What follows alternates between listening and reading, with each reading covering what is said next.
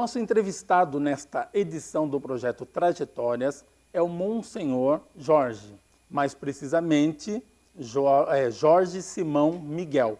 Nascido em Capivari, aos 91 anos de idade, esta personalidade ímpar da história de Piracicaba, como todos podem notar, demonstra vivacidade e determinação para a vida e o sacerdócio. Se considerarmos que ele recebeu a batina em 1949, são 70 anos dedicados à propagação da fé cristã e da religião católica. Sua trajetória em Piracicaba sempre foi ligada à Igreja Matriz Imaculada Conceição. Corintiano de carteirinha, muito querido pelos seus fiéis seguidores, tem muitas histórias para nos contar.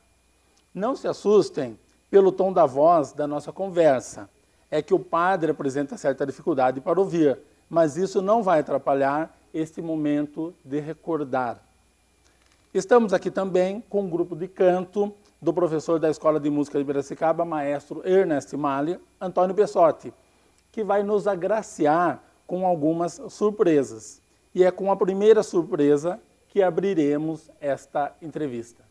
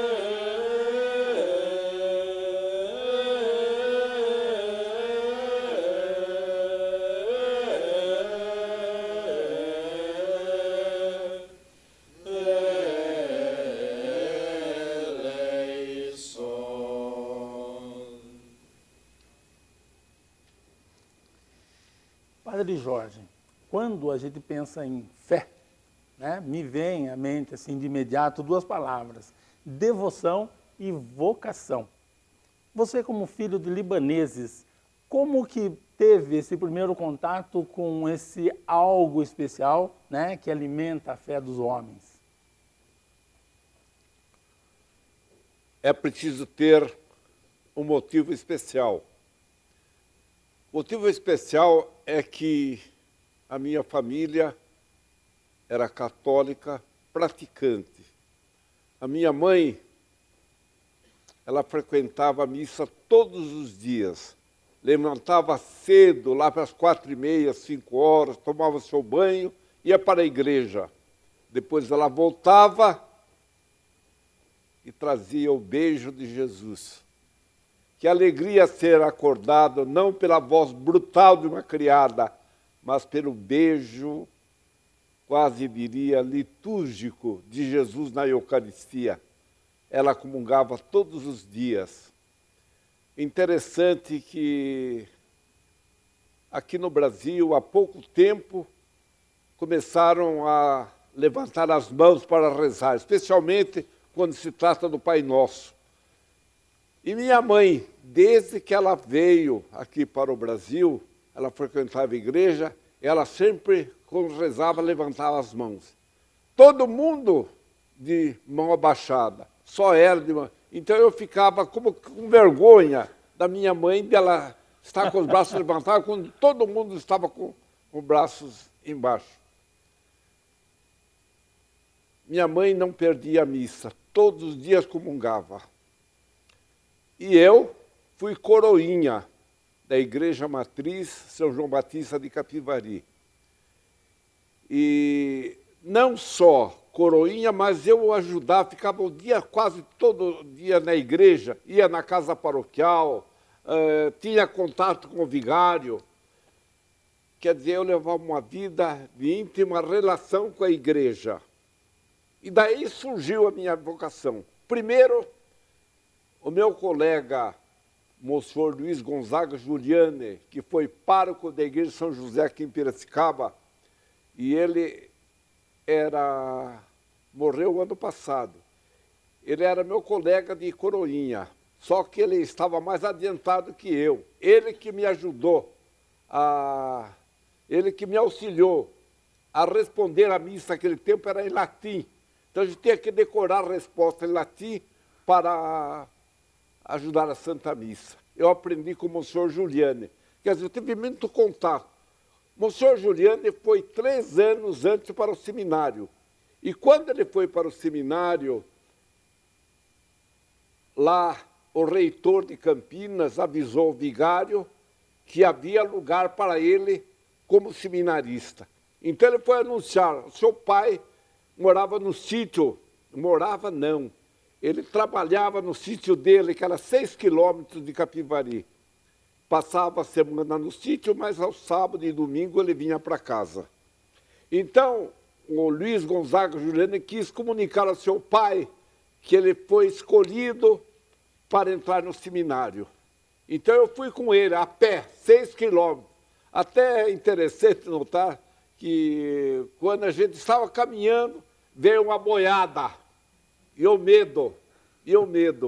Subimos no barranco, esperamos até passar a boiada. Depois fomos para a casa do pai do Monsenhor Giuliani.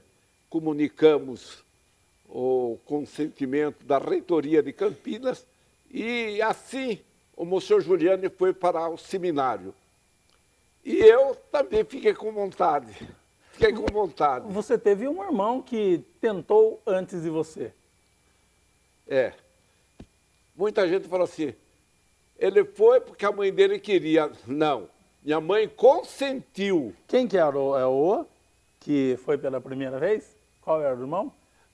Eu tive Não, o que meu foi irmão primeiro. mais velho. O mais velho.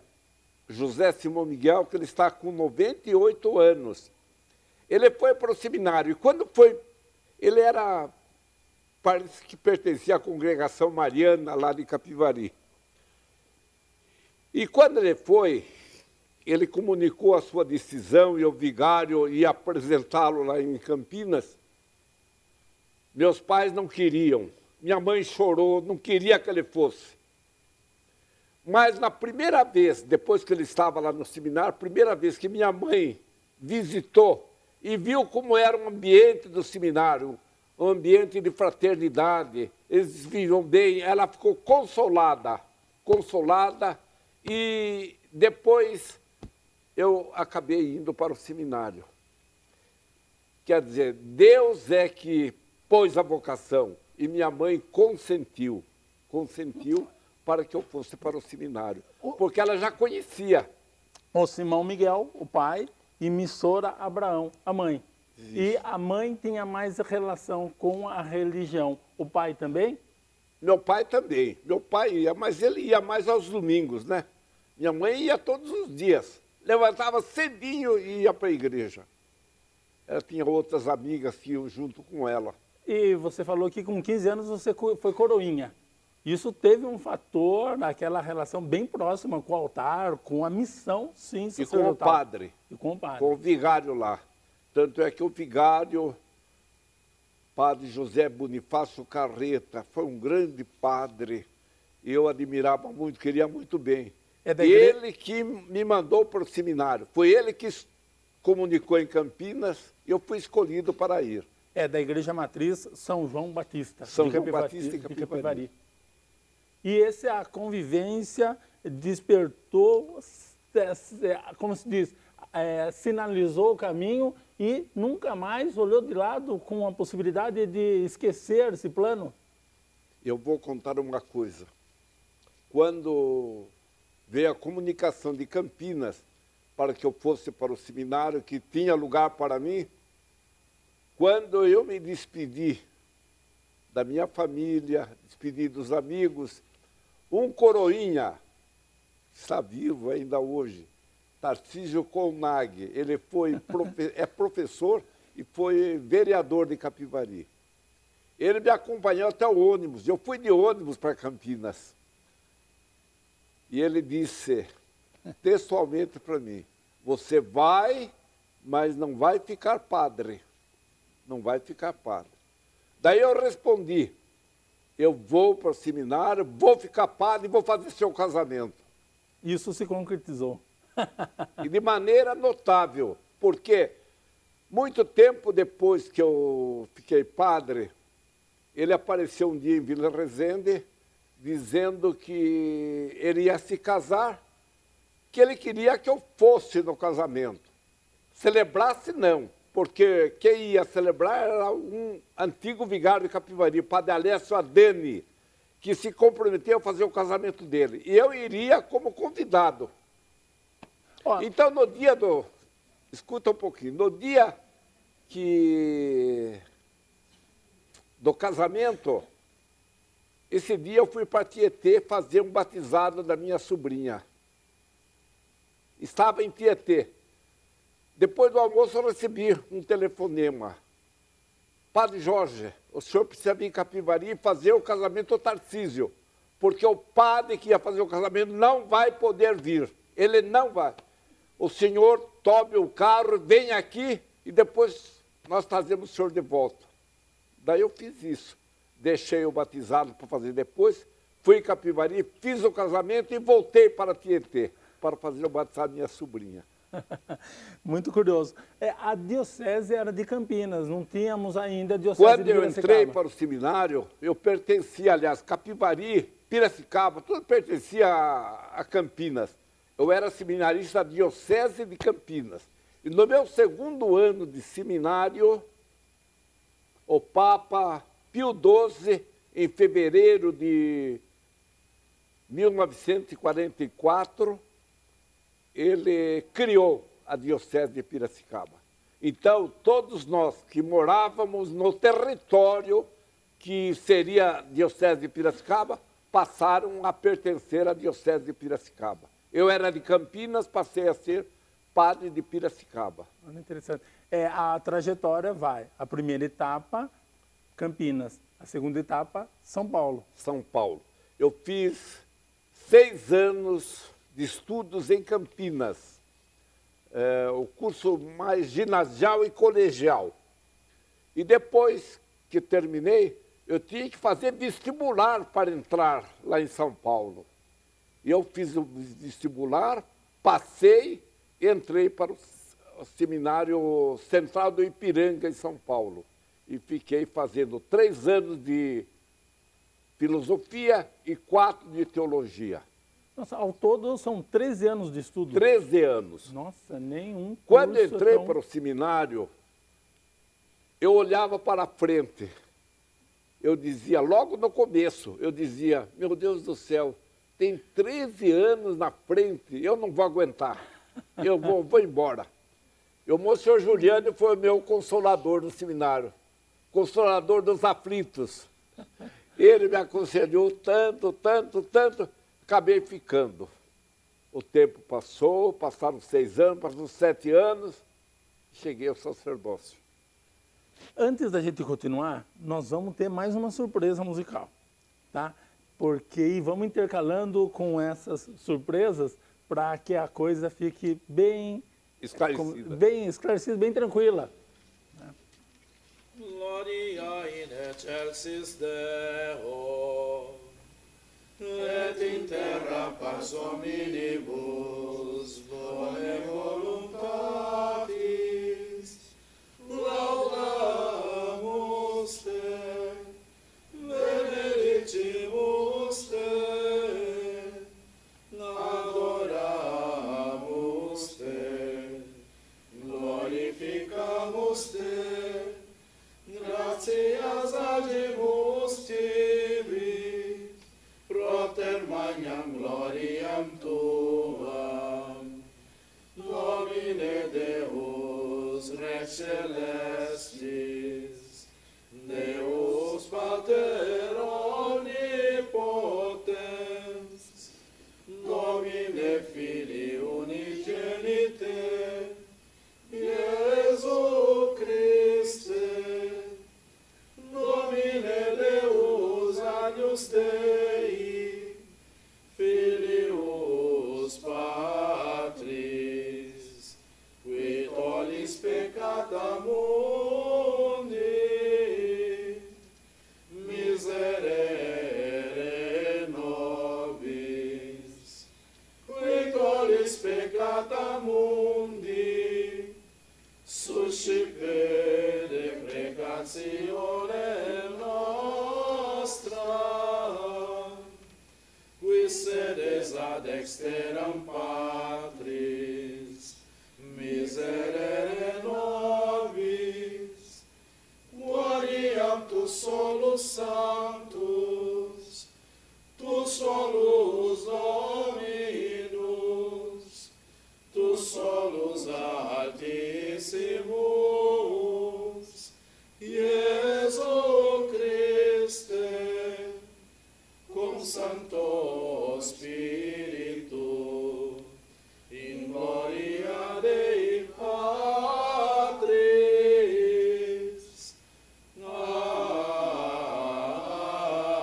Amém. O senhor ainda lê em latim? Canto gregoriano.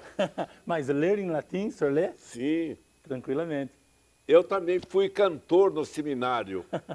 Eu cantei muitas vezes no seminário de Campinas, na Catedral de Campinas. E quando nós fomos para São Paulo, nós tínhamos curso de música. E eu entrei já no segundo ano de música em São Paulo. Entrei para a Escola Cantorum do maestro Fúrio Francischini, em São Paulo.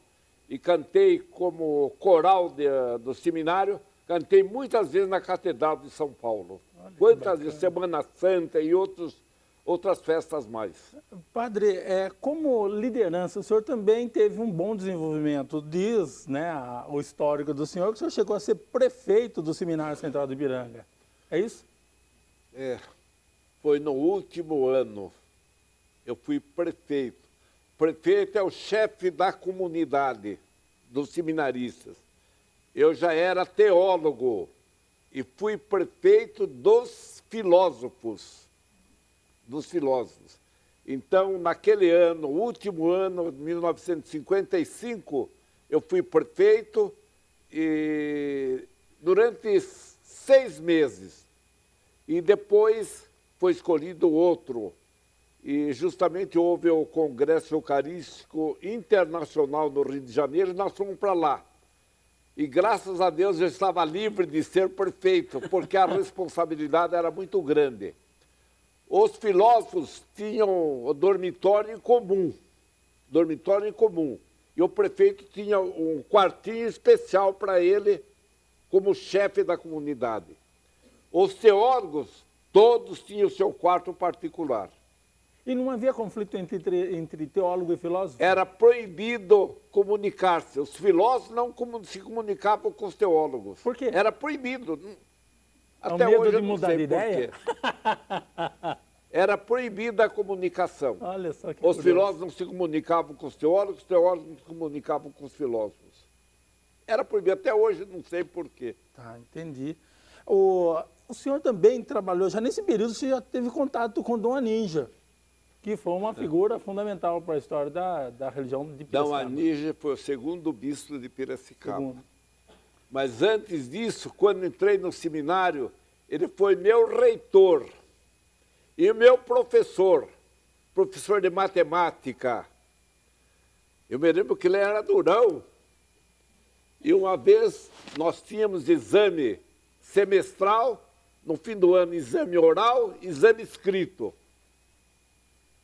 E eu tinha medo da braveza de Dom Anísio. Ele era muito durão.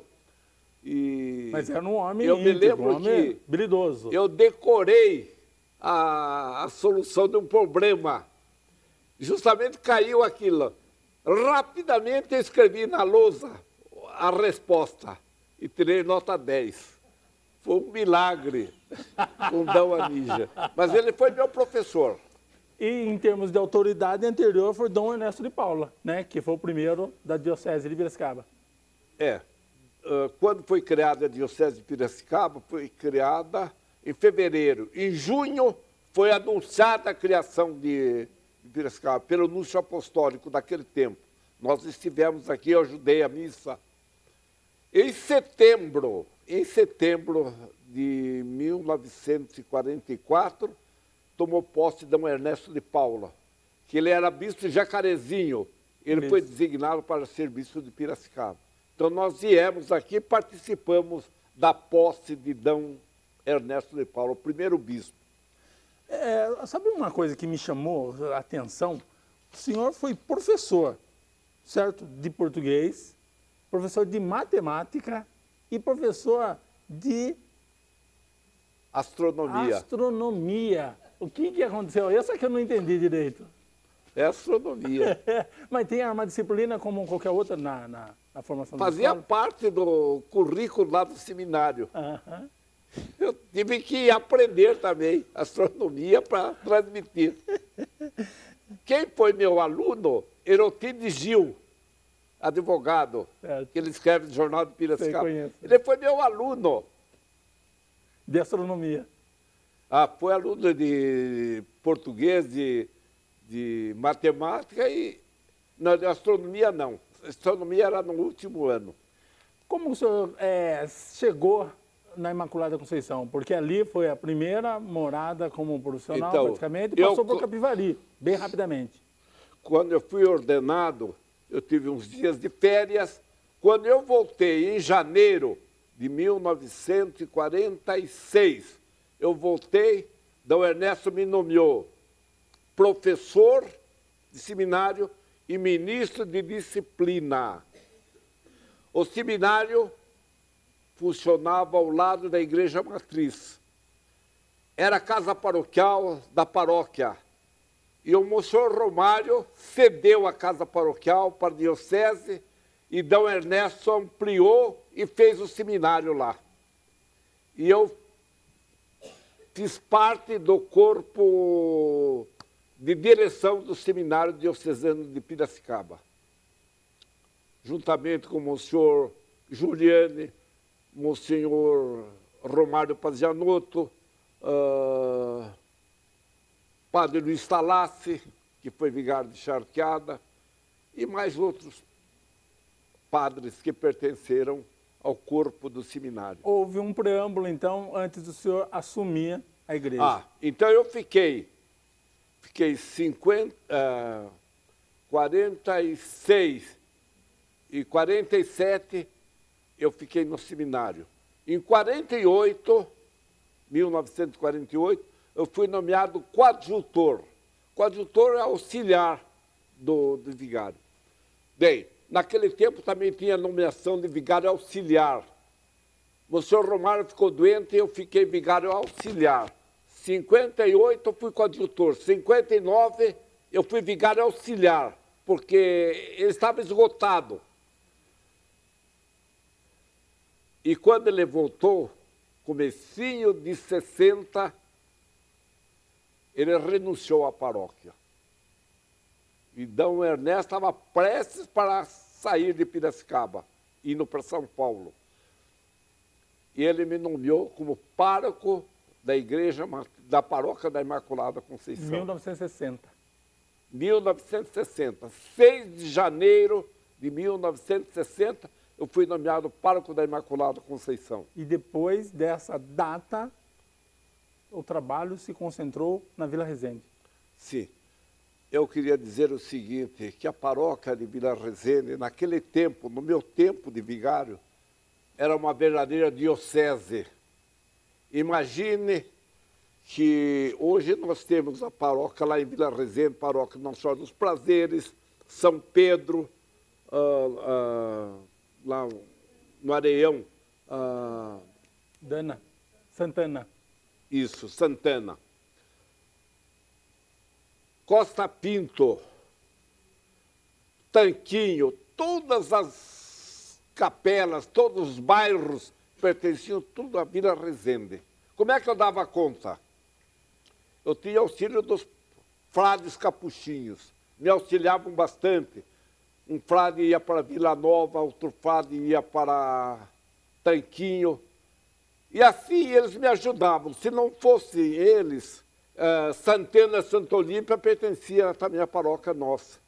E os frades que auxiliavam lá. Eles que iam celebrar e confessar tudo lá. Essa atividade, como se diz, alucinada e no bom sentido do senhor, está registrada de várias formas. Eu vou ler uma curiosidade que eu acho importante. A matriz da Imaculada Conceição sempre foi procurada para casamentos. Antes, por causa da grande extensão territorial da paróquia. Hoje, por causa do templo, bonito, amplo, sem colunas, com ampla visibilidade. Por isso, num dia, eu celebrei 23 casamentos, conta o dedicado sacerdote, ou seja, o senhor. Outro fato inusitado, num sábado, 5 moças iam se casar e convidaram-no para o almoço festivo. Como todas faziam questão de sua presença, muito solícito, bondoso padre não quis desapontar as noivas e deu uma rápida passagem em todas as casas. E aí fiz isso para contentá-las, já que ninguém queria abrir mão da minha presença na festa. Então, essa questão social e essa demanda está aqui, 23 casamentos num dia. Um dia. Quem se recorda bem disso é a nossa caríssima organista daquele tempo, Dona Hilda Brusantin. Hoje ela está numa casa de repouso. Não sei quantos anos ela tem, 90 e poucos anos, 93, 94. Mas ela se recorda dos 20 e poucos casamentos. Como é que eu fazia? De manhã, de tarde e de noite. E uma vez, conforme você disse, 5 noivas me convidaram para almoçar. Eu não podia ir na casa de todas, mas ninguém queria abrir mão desse convite. Então, o que eu fiz? Eu fui primeiro lá pelas 11 horas, fui numa casa, comi maionese. Noutra casa, comi macarrão. Noutra casa, comi carne. Na última casa, eu tomei a sobremesa. E assim eu ganhei gregos e troianos. Viu, mas tem mais 2 curiosidades aqui bacanas que eu acho que vale recordá-las. Monsenhor Jorge conta que essa revista dos 50 anos, né, do senhor aqui de Jubileu de Ouro, correto? Conta que nesses 50 anos de padre aconteceram alguns fatos pitorescos. Um dia ele foi chamado em uma casa para rezar por uma pessoa falecida. Enquanto esperavam o corpo da parente falecida, o natural clima de muita tristeza, muito choro. Quando chegou o caixão, abriram e, surpresa, o corpo não era da senhora para quem todos choravam. Então descobriu-se que houve um erro na comunicação do hospital. A parente querida continuava viva e dias depois deixava o hospital. Isso é um milagre? Isso aconteceu. Eu fui chamado, se eu não me engano, é da família Silêncio, lá de Vila Resende. Tinha morrido a mãe do Silêncio. Então, me chamaram, porque o corpo ia chegar, depois já ia para o cemitério. Então, eu fui lá, estava toda a família esperando a chegada do caixão. Todos chorando, tristes, abatidos. Quando abriram o caixão, não é ela, não é ela, não é ela. E acabaram se comunicando com a Santa Casa, e a Santa Casa tinha errado. Em vez de telefonar para o número certo, telefonar o número errado. Então levaram o corpo e depois acabou. Daquele choro acabou em riso. Todos começaram a dar risada por causa desse fato aí. Agora o segundo, antes da gente ouvir mais um pouco de música. Outro fato foi ao final de um casamento que acabara de celebrar. Os noivos felizes voltaram-se para os presentes e iriam iniciar a saída do altar. Mas um imprevisto veio atrapalhar a alegria deles. Do meio dos presentes surge uma moça que, levantando uma criança, declara em alta voz: "Olha aqui o filho dele." A moça forçou a namorada, constrangimento geral. Convidada a retirar-se, saiu sem problema. Já tinha realizado sua vingança. Isso é verdade. Aconteceu, celebrei o casamento e no meio do casamento a moça levantou a criança e falou: olha, essa criança é filha do noivo. Ele foi meu namorado, largou de mim. Olha o filho dele. Parece filme isso, não é cena de filme? Depois eu não sei como é que resolveram esse problema. Não sei. Acabou o casamento, eles foram embora, não sei. Vamos ouvir mais uma música agora. Santos, Santos, Santos,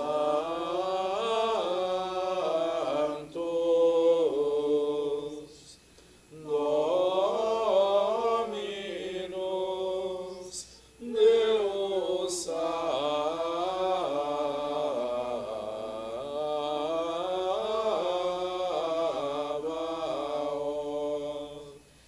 pleni sunt cieli et terra,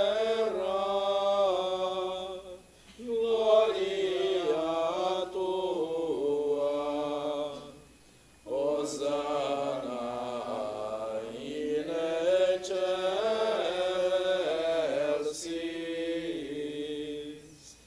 benedictus qui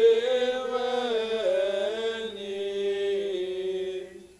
in nomine Domini, Hosanna in excelsis.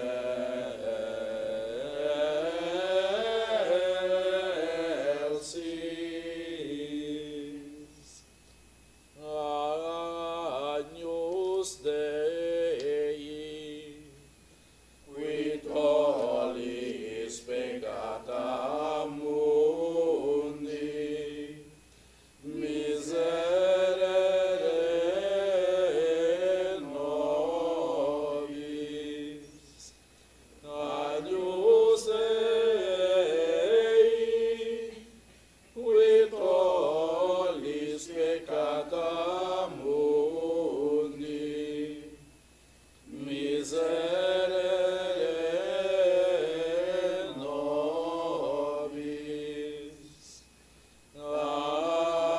Agnus Dei, qui tollis peccata mundi, dona nobis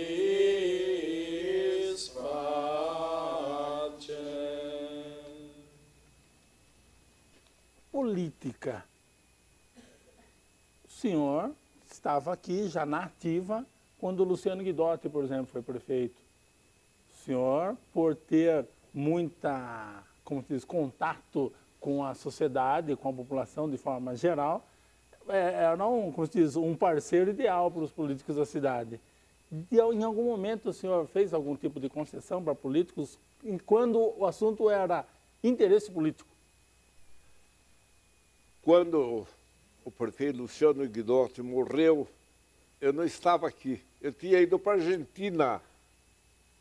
E na Argentina eu fiquei sabendo da morte do Luciano. Eu senti muito porque eu tinha muito contato com ele e ele também se mostrava muito amigo da gente. E o que a gente pedia, ele aceitava, ele atendia. É com muita saudade que eu digo isto, do grande prefeito de Piracicaba, que foi Luciano Guidotti. Mas quando eles procuravam o senhor, era por amizade, não era para que o senhor apoiasse? Não é política. Não havia isso? Nada disso.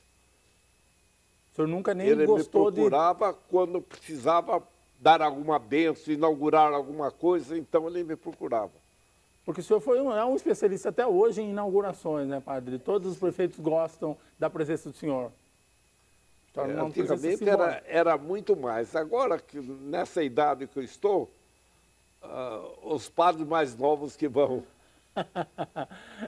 para inaugurações de bancos, de supermercado e casas comerciais, etc. Todos chamam para qualquer Não existe assim um motivo específico. Tem que ser abençoado, é o Padre Jorge que tem que estar presente. Padre, Corinthians, o senhor é tido como um corintiano. Não fale dos mortos.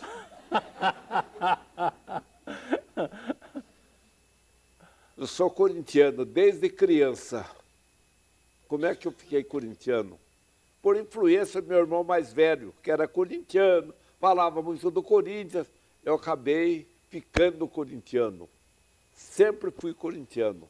Agora, atualmente, eu acho que o Corinthians não está bem.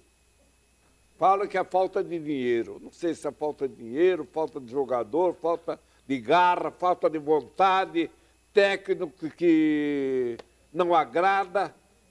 Eu não sei. Eu sei que o Corinthians, olha, esse jogo aí, na semana passada, esse jogo do Campeonato Sul-Americano, Corinthians em São Paulo, estádio lotado, jogando em São Paulo, perdeu de 2-0. Hoje, ele vai jogar lá no Equador. Nós podemos esperar a vitória? Claro que não. Claro que não. Ou seja, vai ser uma surpresa se isso acontecer. Acontece milagre às vezes. E o senhor acredita em milagres. Viu, padre? Nesse percurso todo do senhor, muito tempo se passou. Muito tempo. A cidade está registrada no seu DNA já, não é? E como que você vê a cidade, essa transformação toda? A cidade tem se transformado para melhor ou está cada vez mais complicado?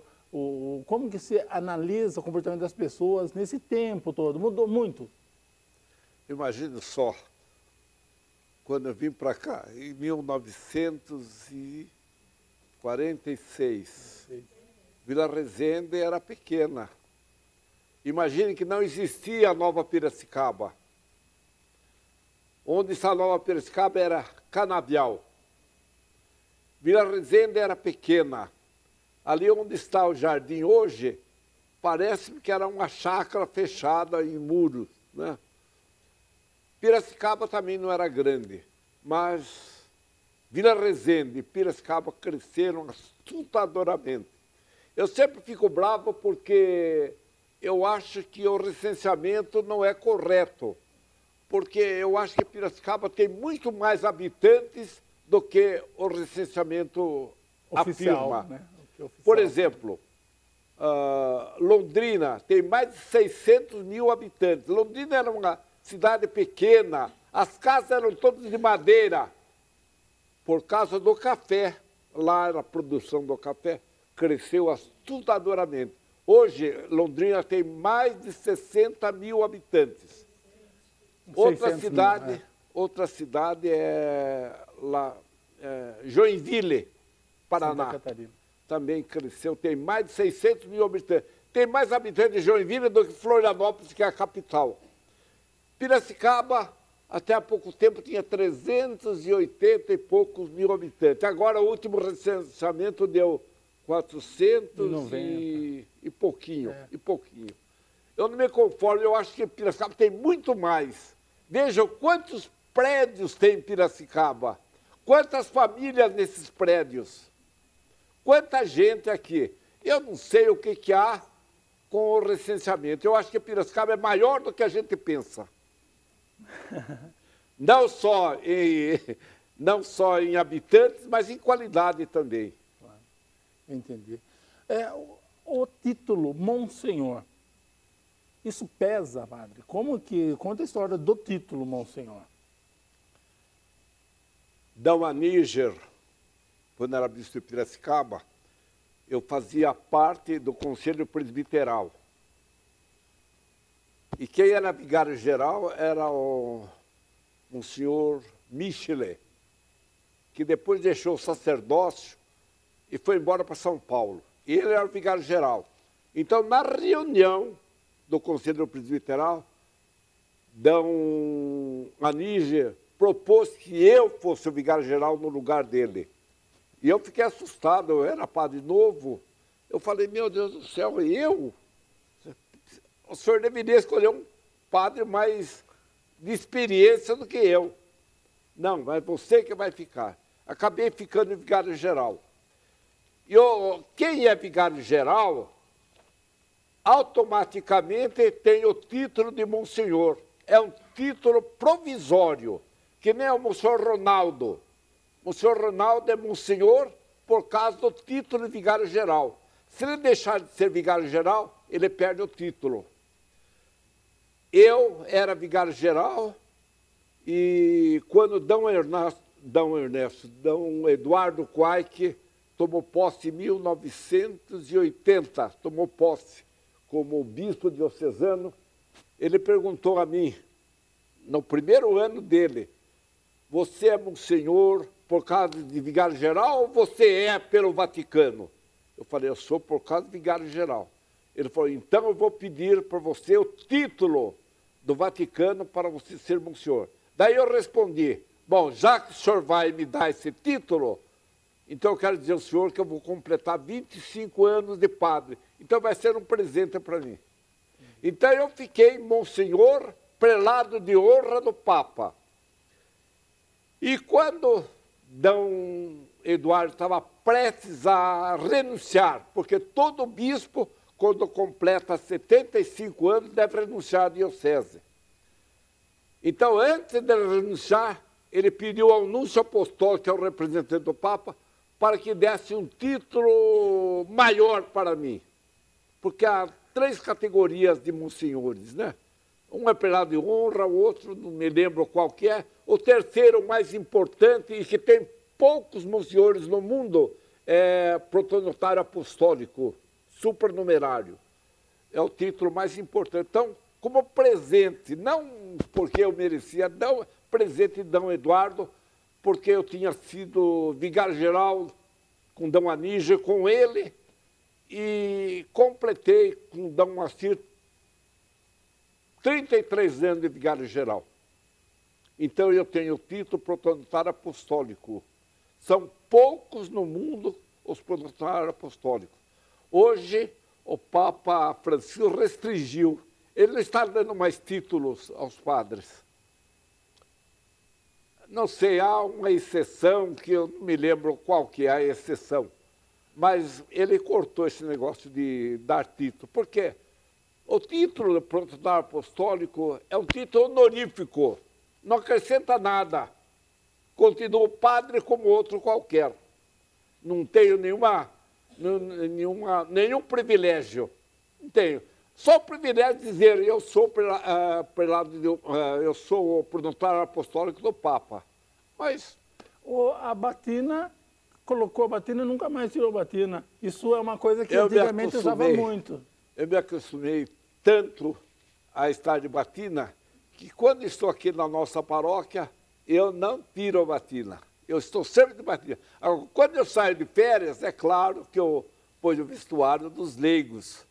Eu vou da praia, etc., como todos os leigos fazem. Padre, acreditar em Deus, ter fé.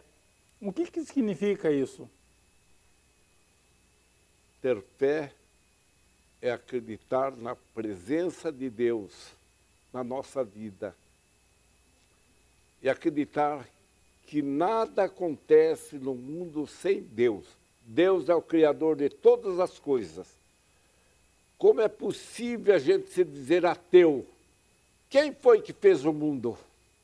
Quem foi que fez a lua, o céu, as estrelas, o sol, tudo que existe? A gente, quando vai na praia, a gente contempla o mar. Quando eu fui para a Argentina de navio, há um momento que o navio se afasta, a gente só vê céu e água, o mar. E a gente fica pensando, quem foi que fez o mar? Quem foi que fez o firmamento? As obras denunciam a existência de Deus. Deus existe. E sem Deus, nós nada podemos, nada realizamos, nada construímos. Com essa convicção, como que a morte é percebida pelo Senhor? A morte é castigo do pecado. São Paulo, o apóstolo, diz, per peccatum mors, quer dizer, pelo pecado entrou a morte no mundo. Se é verdade que Deus castigou os homens com a morte, mas ao mesmo tempo ele mandou seu Filho unigênito se fazer homem para salvá-los. De modo que nós ficamos um certo tempo aqui na terra e depois nós vamos para a eternidade. Aqueles que viverem bem, viver segundo Deus, segundo a vontade de Deus. Onde está a vontade de Deus? Está na Bíblia Sagrada, na Sagrada Escritura. Quem obedece à Sagrada Escritura está obedecendo a Deus. A Sagrada Escritura, nós estamos no mês de setembro, que é o mês da Bíblia. É o livro maior do mundo, não em tamanho, mas em qualidade. Quando nós beijamos a Bíblia Sagrada, nós estamos beijando a testa de Deus. A Bíblia Sagrada é o nosso caminho certo para a eternidade feliz. Quem vive bem, paz tem, mas quem vive mal, qual réu, nem tem céu. 91 anos. A velhice pesa em que medida nessa sua trajetória brilhante? É claro que a gente tem essa sede insopitável de viver. Todo mundo, ninguém quer morrer.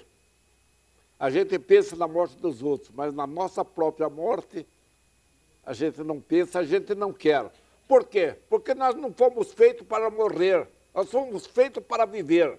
Primeiro nós teríamos a felicidade natural aqui na Terra, e depois de certo tempo nós seríamos trasladados para a felicidade sobrenatural no céu. Mas entrou o pecado no mundo e estragou tudo. E com isso nós temos a morte. A morte atinge todas as pessoas. E a gente não pode dizer que só os velhos que morrem. A morte atinge criancinhas, jovens, homens maduros, homens de idade, pessoas velhas, todos nós morremos. Cada um tem o seu dia. Quando menos se espera, quantas pessoas já morreram que foram nossos parentes, nossos amigos, nossos conhecidos? Não existem mais. Mas a velhice pesa, muda em algumas questões assim de relação com o trabalho. De previsão da morte? Não, de trabalho mesmo, em termos físicos. Como que isso o senhor sente? É menos dinâmico, não é? Por natureza. Quer dizer, enquanto a gente tem força, a gente trabalha. A hora que a gente não puder mais trabalhar, a gente para. Enquanto a gente tiver força, a gente vai trabalhando. Eu, por exemplo, como padre, enquanto eu puder, eu vou fazer tudo que eu posso, celebrando missa, casamento, batizado, fazendo encomendações dos mortos. A todo momento a gente é... Hoje chegou uma pessoa, seu padre, o senhor podia benzer meu lanchonete aí na Avenida Rui Barbosa? Falei, amanhã eu vou. Hoje eu estou aqui atendendo o povo, amanhã eu vou. Quer dizer, gente, enquanto eu tiver força, eu vou atendendo, eu vou fazendo, eu vou realizando, porque a minha missão é atender as pessoas que nos procuram. Nós vamos ouvir mais uma surpresa musical? Aliás, você falou que vai ter uma surpresa, mas é uma surpresa que me surpreendeu, porque o canto gregoriano faz parte da minha existência como seminarista, como padre. Quantos cânticos gregorianos nós cantamos? Todos esses cantos que eles cantaram aí, eu cantei no seminário, cantei todos esses hinos aí. Então, isso é uma recordação para mim e uma gratificação, um presente para mim, que o sexo oferece. Quando eu convidei o Antônio Pessotti, eu falei, lembre-se, é o Padre Jorge. Ele falou assim, então vamos preparar algo bem bacana para ele. Foi pensando assim. Ótimo. Veni Creator Spiritus, mentes tuorum visita, implesso perna gratia, que tu creasti pectora, qui dice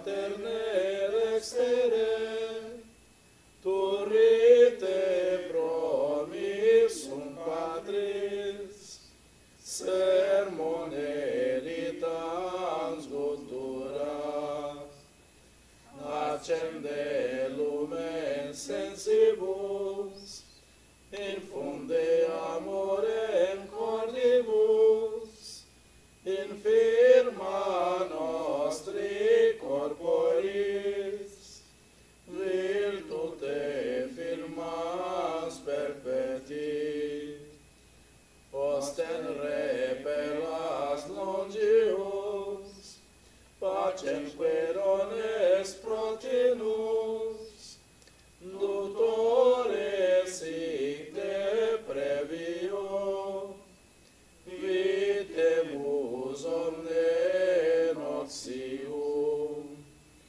perdesciamus da patrem, noscamus atque filium, teque utriusque spiritum, credamus omni tempore, Deo Patris sit gloria, et Filio quia mortuis, surrexit a Paraclito, in seculorum secula.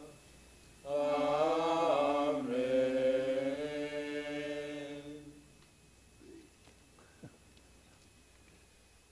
Padre, projetos. Existem alguns projetos em andamento ou os projetos eles começaram e nunca pararam? Você tem projetos novos? Projeto? Novos para daqui adiante? Ou os projetos do senhor são os mesmos que o senhor vem desenvolvendo desde quando começou na atividade sacerdotal? Olha, o projeto meu é continuar a servir a igreja conforme eu posso. Eu não posso traçar rumo para a minha vida futura se eu não tenho forças para isto. Então, enquanto tenho força, eu posso fazer aquilo que eu posso e não aquilo que eu pretendo. Hoje a gente pretendia fazer mais coisas. Por exemplo, antigamente a evangelização era para todos, de maneira geral. Hoje a igreja olha particularmente, por exemplo, os jovens têm mais consideração com a igreja do que antigamente. Antigamente você pensava assim na juventude, evangelizava-se de maneira geral, todos. Hoje, em particular. Antigamente, a igreja não tinha cursos. Eu falei uma vez para Dom Eduardo, às vezes a gente exige curso de batismo, curso de casamento e outros cursos mais. Mas é claro que esses cursos são importantes para o crescimento na doutrina cristã e para a vivência na graça de Deus. Mas a gente não deve ser assim, taxativo. É preciso fazer, senão eu não batizo, eu não caso, nada disso. Eu falei para Dom Eduardo, o senhor é bispo, a sua mãe fez curso de batismo?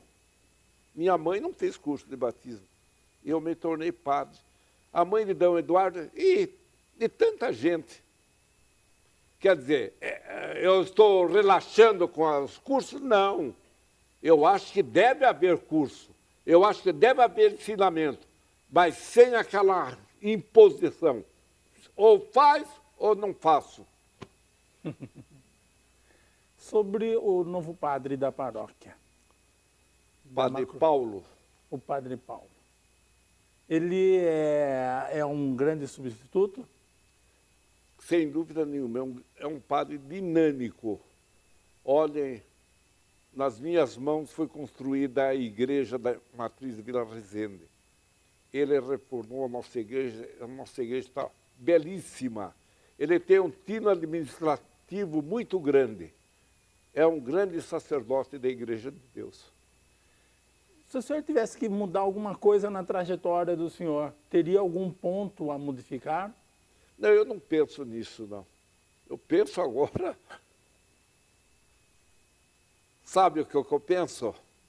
Eu penso assim, uma árvore tem seus frutos.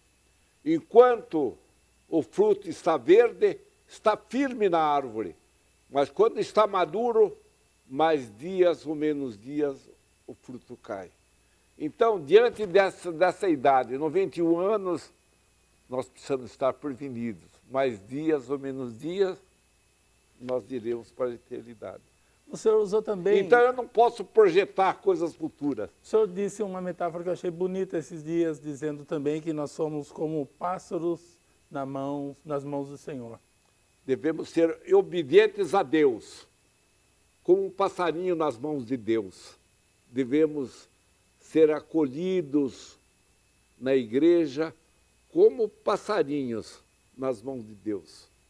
Fazer aquilo que Deus quer, fazer aquilo que Deus deseja de nós, a nossa santificação. O senhor gostaria de deixar uma mensagem final para esse pessoal que veio apreciar a entrevista do senhor? Eu queria fazer um agradecimento. Eu escrevi. Aliás, eu gosto, ultimamente, para as minhas homilias, eu escrevo. Porque quando a gente escreve, a gente lê aquilo que a gente escreveu. Quando a gente não escreve, a gente ultrapassa o tempo. Depois de 5 minutos, se o orador não mover os ouvintes, move os assentos. Então, eu escrevi alguma coisa com relação a essa homenagem que estou recebendo. E eu vou terminar com essa mensagem. Fique à vontade. Posso falar? Pode. O SEX é apresentado como referência para fomento da cultura, de esportes, de lazer, saúde e assistência social na cidade. No próximo mês de novembro, o SEX de Piracicaba comemora 40 anos de atividade em nossa cidade. E para estimular, incitar e valorizar o ser humano em toda a circunstância de sua vida, quer em particular na sua família, na sua profissão, na sociedade, na sua cidade, na sua religião, o SEX instituiu a unidade de trajetórias pela qual homenageia todos aqueles que se destacam em qualquer setor de suas vidas. Entre tantas pessoas que foram justamente homenageadas, eu fui agora escolhido pelo SEX para receber a mesma condecoração, para minha surpresa. Realmente, eu não esperava essa iniciativa do SEX para com minha pessoa. Num primeiro momento, pensei em rejeitar essa homenagem. Eu poderia ficar no anonimato, eu preferia ficar no anonimato. Mas, para não decepcionar os que me escolheram, aceitei humildemente receber esse reconhecimento. É que sempre me lembro dessas frases. O prêmio da virtude é a própria virtude. O castigo do vício é o próprio vício. Além disso, eu me lembrei de uma passagem do Evangelho de São Lucas que nos apresenta uma parábola de Jesus Cristo. Jesus disse, quando um empregado volta de seu trabalho depois de arar o campo ou de cuidar do gado, ele não se senta logo à mesa para comer. Ao contrário, ele próprio prepara antes a refeição, veste seu uniforme de garçom e serve alimentos e a bebida ao seu patrão. Só depois disso ele se senta para comer. Por acaso, diz Jesus, esse empregado julga merecer agradecimentos especiais por ter feito o trabalho para o qual foi contratado? Com vocês, disse Jesus aos seus ouvintes, acontece a mesma coisa. Se fizerem tudo o que lhes foi ordenado por Deus, digam, Senhor, somos seus empregados. cumprimos somente nossas obrigações. Assim como o empregado cumpre seu dever fazendo alguma coisa para o patrão, assim também devo cumprir minhas obrigações religiosas para com Deus. É dever do empregado cumprir as ordens do seu patrão. É meu dever obedecer a Deus, meu Senhor.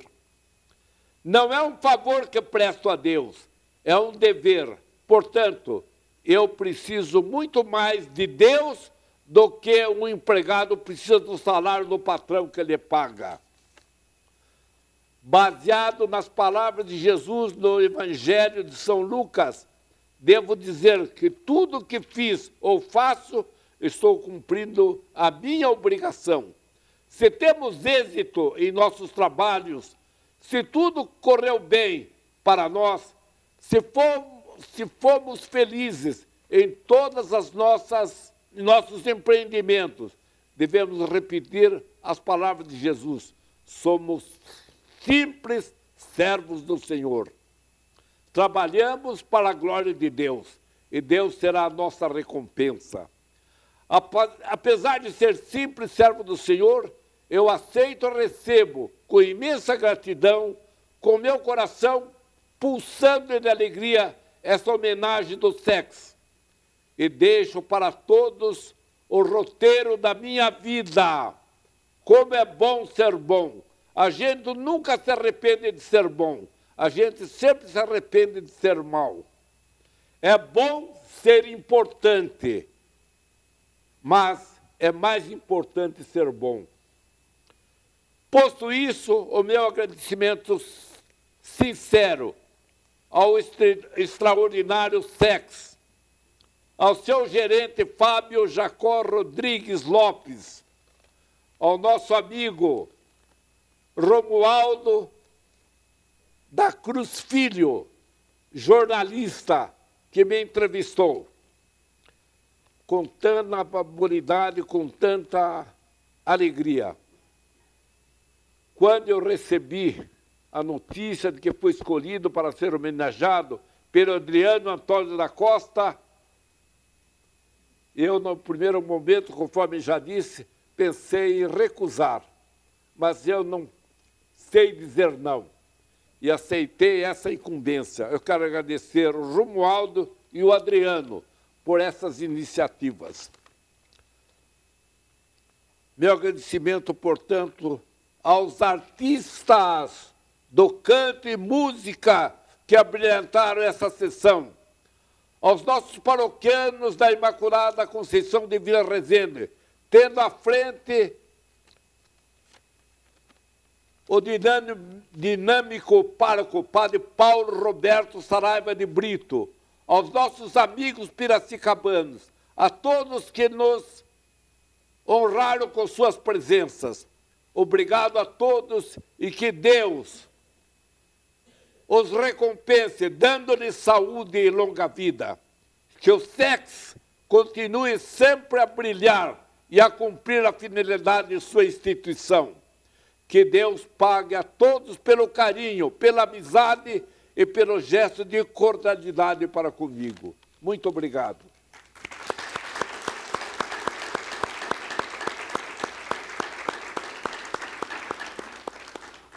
Vamos encerrar, então, ouvindo música. Pode ser? E aí a gente encerra esse encontro. Subtum presidium confugimus, Santa Dei Genitris, nostras deprecationes, ne despicias in necessitatibus, sed a periculis contis, libera-nos sempre, Virgo gloriosa, et benedicta.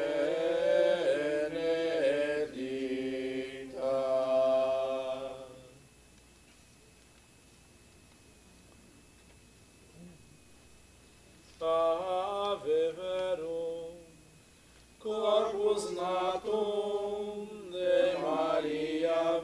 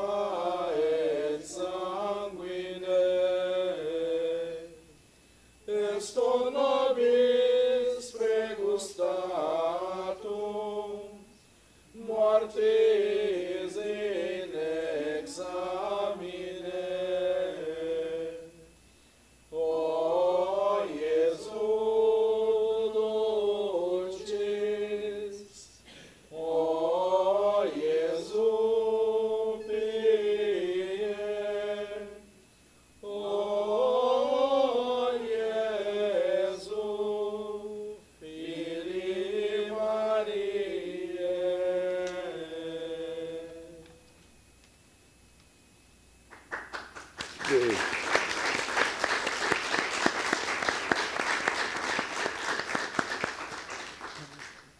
O nosso amigo Romualdo me disse que eu falei errado o nome Sesc. Sesc. Peço desculpa do erro. Eu errei, mas com vontade louca de acertar. Então, parabéns, um fenômeno esse senhor. E encerramos então mais este encontro do Projeto Trajetórias, em que conversamos com o ilustríssimo Monsenhor Jorge. E vamos encerrar com essas músicas maravilhosas. Credo in unum Deum, Patrem omnipotentem, Factorem celi et terrae, visibilium omnium, et invisibilium, et in unum Dominum Iesum Christum, Filium Dei unigenitum, et ex Patre natum, ante omnia saecula, Deum de Deo, lumen de lumine, Deum verum de Deo vero, genitum non factum, consubstantialem Patri, perque in omnia facta sum, qui proter nos homines, et proter nostram salutem, descendem de celis, et incarnatus est de Spiritus Sancto, ex Maria Virgine, et homo factus est, crucifixus et siam pro nobis, sub Pontio Pilato, passus et sepultus est, et resurrexit tertia dies, secundum Scripturas, et ascendit in caelum, sede ad exteram Patris, et interum venturus est cum gloria, judicare vivos et mortuos, cuius regni non erit finis, et in Spiritum Sanctum Dominum, et vivificantem, qui es Patre Filioque procedit, qui cum Patre et Filio simul adoratur, et cum glorificatur, qui locutus est per prophetas, et unam sanctam catholicam, et apostolicam ecclesiam, confiteor unum baptisma, in remissionem peccatorum, et expector resurrectionem mortuorum, et vitam venturis seculi,